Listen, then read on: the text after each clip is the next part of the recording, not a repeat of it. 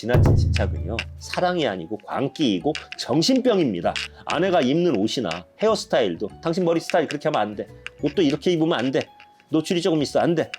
하는 식으로 남편이 정해준 것에서 벗어나면 난리 부르스를 춥니다. 그럼 여자는 뭡니까? 자기 인생을 사는 게 아니에요. 그렇죠? 이런 사람이 지나치게 많습니다.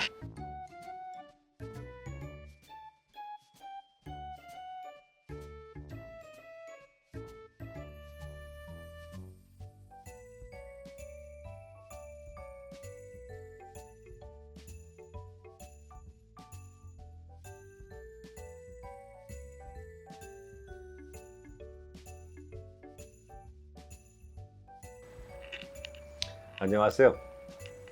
이번 주제는요, 현실적으로 많이 대두되는 문제인데, 이런 부부는 신혼 이혼한다.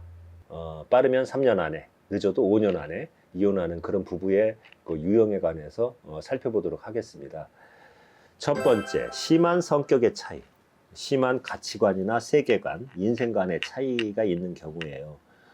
성격 차이가 안 나는 부부는 없어요. 한 부모한테서 이렇게 똑같은 부모한테서 자라난 그 형제간에도 다 각양각색 성격이 틀리고 개성이 틀리고 틀린데, 태어난 부모가 틀리고 뭐 자라난 가정 환경이 틀리고 태어난 연도가 틀리고 태어난 고향이 틀린 사람이 같을 수는 없죠. 그렇죠? 그런데 여기서 성격의 차이라고 하는 것은 연애 시절에는 보이지 않던 가치관 내지는 세계관, 생활 방식, 생활 패턴 등에 대해서 서로 간에 이해하지 못하고 갈등이 심한 경우에 상대방을 이해하고 수용하려고 하지 않고 나에게 일방적으로 맞추려 하기 때문에 이혼한다 이거예요. 서로 상대방을 수용을 해줘야 되는데 요즘 이기주의다 보니까 그냥 내 방식만 고집하는 거예요. 그런 경우가 많습니다. 두 번째, 부모로부터 독립하지 못한 캥거루족 부부와 헬리콥터맘.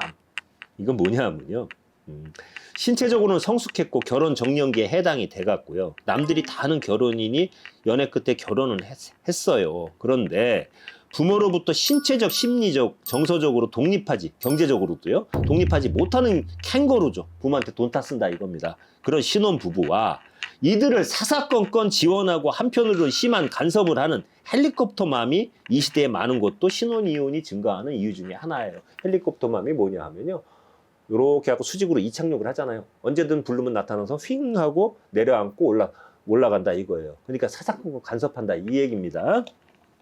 요즘 이런 젊은 부부들은 결혼 후에도 경제적, 심리적, 정서적으로 독립하지 못하는 경우가 상당히 많아요.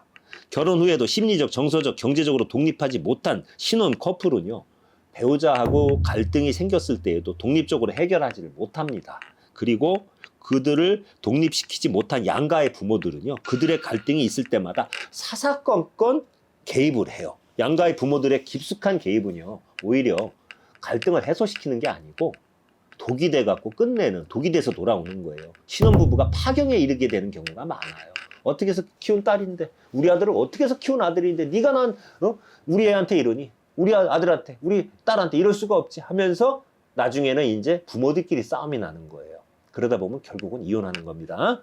그 다음에 세 번째, 결혼식 준비는 되어 있으나 결혼 준비는 되어 있지 않은 부부. 이게 무슨 말이냐 하면, 웨딩 포토를 찍고 혼수와 예단을 준비하고 결혼식장을 예약을 하고 청첩장을 돌리고 신혼여행 준비를 마쳤다고요, 결혼이 성립되는 것은 결코 아니라는 얘기입니다. 이것은 결혼식 준비에 지나지가 않는 거예요. 결혼은요, 서로가 다른 부모와 환경에서 자란 남녀가 만나갖고요, 같이 살아가면서 서로의 다름을 인정하고 수용하면서 인내심을 가지고 서로 간의 화음, 음악에서 말하는 화음이 있지 않습니까?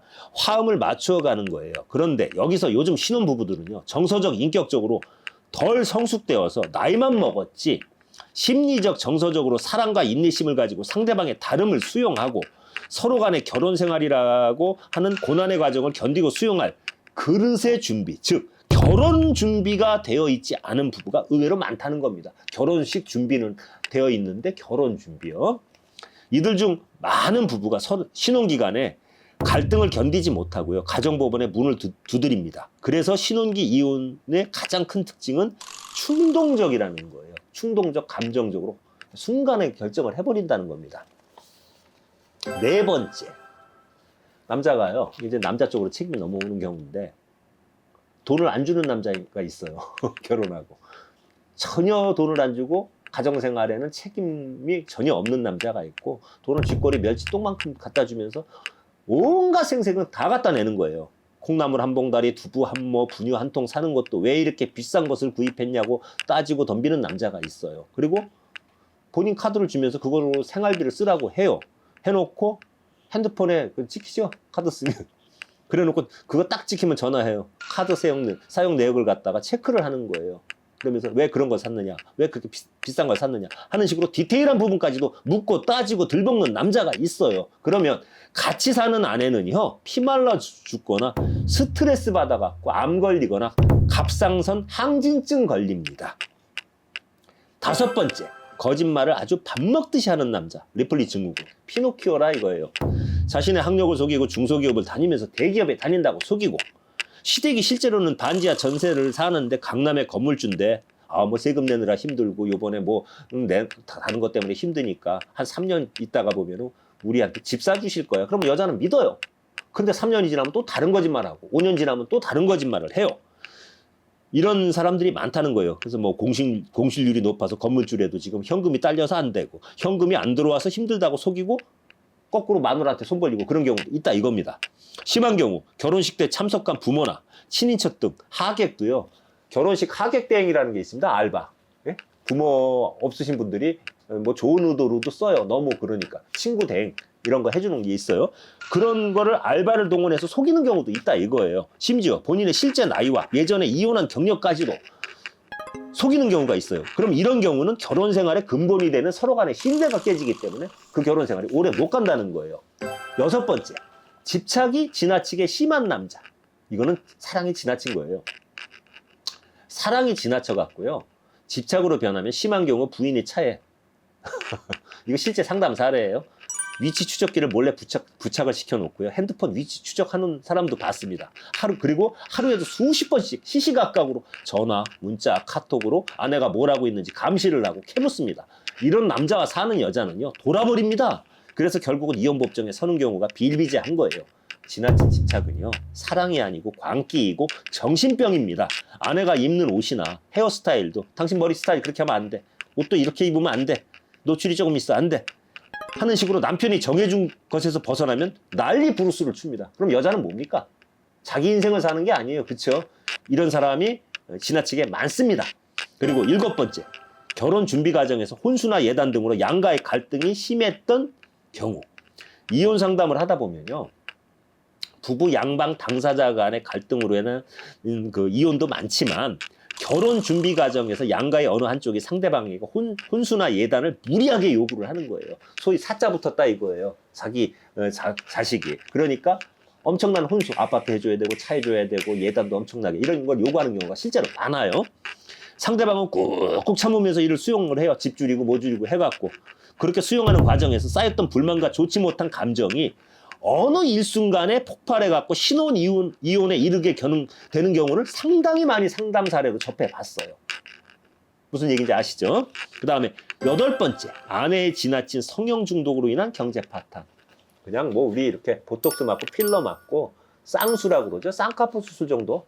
그거 성형 중독 아니에요. 남자들도 주름 피고 요즘 뭐 눈썹 없으면 눈썹 심고 그 정도 다 합니다. 그렇죠? 그런 단계를 넘어가지고 그 자동차 이렇게 새로 출시할 때 뭐 페이스 리프트 됐다 뭐 이런 얘기 하지 않습니까? 자동차가 앞에 본네트나 뭐 후미등 같은 거 완전히 그 외형을 바꿔놓을 때 페이스 리프트 수준으로다가 양악 수술, 가슴 확대, 전신 성형 정도로 진짜 우리 마누라 맞아 할 정도로다가 완전히 사람을 갖다가 개조, 튜닝 시켜놓는 그 정도의 성형 수술을 하는 거예요. 그런데 돈이 많고 넉넉해가지고 그게 가정 경제에 어떤 영향을 끼치지 않을 정도면 그래도 상관이 없어요. 그런데 남편 버는 게 쥐꼬리만한 월급이고 연봉 얼마 안 되는데 부인이 거기다가 성형 중독에 빠져가지고 거의 소득의 대부분을 쏟아 부었어요. 그러면 그 남편 같은 경우 살고 싶겠습니까? 기가 막히겠죠. 그래서 이혼하는 경우도 상당히 많아요. 그리고 이런 경우에 가정 경제가 금전적으로도 파탄이 나지만 이런 거 있습니다. 우리가 새 옷을 입으면 뽐내고 싶고 그냥 어디 가서 이렇게 한 바퀴 이렇게 남이 좀 더 쳐다봐 주기 바라고 뽐내고 싶은 마음이 있어요. 그런데 완전히 탈바꿈을 했어요. 그러면 여성의 입장에서도 지금까지 내 삶이 아닌 다른 삶으로의 탈피를 원하는 경우가 있어요. 그러면 삶도 탈피하겠지만 내 남편도 내 자식도 탈피하고 싶은 마음이 들어서 드물게는 이런 경우에 불륜, 외도로 이어진다 이겁니다. 그러면 경제 파탄, 불륜 겹치죠. 그럼 이혼하는 겁니다. 이런 경우로 신혼 이혼하는 경우를 많이 봤습니다. 그리고 9번째, 지나친 사치와 낭비병. 남편과 아내의 그 소득 수준, 맞벌이냐 외벌이냐에 따라서 뭐 합산하느냐 단독 그 소득으로 보느냐 이제 그 차이가 있는데 그거에 비해 가지고 지나치게 아내가 명품을 구입하고 씀씀이가 너무 큰 경우에요. 결혼 생활의 시간이 길어지고 지나면 지날수록 저축이 느는 것이 아니고요. 빚더미만 늘어납니다. 빚더미에 앉는 거예요. 생활은 나아지지 않아서 이게 신혼이혼의 주 원인이 되는 거예요. 예를 들어 남편 월급이 500이에요. 근데 아내가 나가서요. 800만 원짜리, 1000만 원짜리 명품백 사고 돌아다녀 봐요. 이거 못 사는 겁니다.